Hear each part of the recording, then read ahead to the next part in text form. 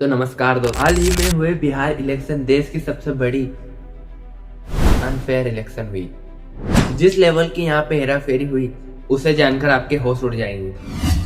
मैं जानता हूँ कि कुछ लोगों को लग रहा है कि अपोजिशन की बुरी हार हुई तो वोट चोरी का इल्जाम लगाएंगे, लेकिन सच बात दोस्तों, वोट चोरी एक हकीकत है। सबसे बड़ी बात, यह चुनाव किसी भी एंगल से फेयर नहीं था। मैं आपको 2 से 3 क्लियर कट एग्जाम्पल बताता हूँ। पहला है इलेक्टोरल मैनिपुलेट। पहला सबूत है जहाँ पे 10,000 हर महिलाओं के खाते में ट्रांसफर किए गए। 31 अक्टूबर 7 नवंबर को बिहार की महिलाओं के खाते में 10,000 रुपये ट्रांसफर किए गए और इससे वोटर को इन्फ्लुएंस किया गया। कहा गया कि स्मार्ट बिजनेस स्टार्ट करेंगे और उसके बाद 10,000 देने के बाद उनको ये भी कहा गया कि 6 महीने बाद आपको 2 लाख तक का सहायता राशि भी मिलेगा। और इस स्कीम में 1.25 करोड़ महिलाओं को 10,000 रुपये मिले। पर यहाँ पर सबसे बड़ा सवाल उठता है इलेक्शन कमीशन ऑफ इंडिया पे। मॉडल कोड ऑफ कंडक्ट होने के बावजूद भी चुनाव के 1-2 हफ्ते पहले पैसे ट्रांसफर कैसे हो गए? क्या इलेक्शन कमीशन सो रहा था? इलेक्शन कमीशन और पार्टी एकजुट हो चुकी है? ये सबूत तो यहाँ पे पक्का दिख रहा है। पहला सबूत तो ये कि किसी भी चुनाव के पहले कम से कम जब तक मॉरल कंडक्ट कोड लग जाता है उसके बाद कोई भी पार्टी किसी भी आम जनता को पैसे नहीं दे सकती। पर बिहार में एनडीए की सरकार ने 10-10 हज़ार महिलाओं के खाते में दिए।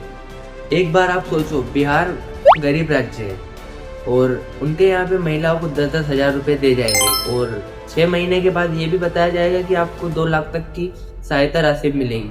तो महिलाओं इन्फ्लुएंस हुई कि नहीं हुई, आप बताओ। और कभी सरकार को पैसे देने ही थे तो 5 साल से कहाँ गई थी? दूसरा कारण है डुप्लीकेट वोटर। जिन लोगों ने पहले ही वोट कर दिया है वो बिहार चुनाव में ही वोट करते पाए। जैसे कि बीजेपी के वर्कर नागेंद्र कुमार दिल्ली में वोट होने के बाद बिहार में भी वोट दिया, और उसके बाद अजीत झा जिसने हरियाणा, दिल्ली, बिहार में भी वोट दिया।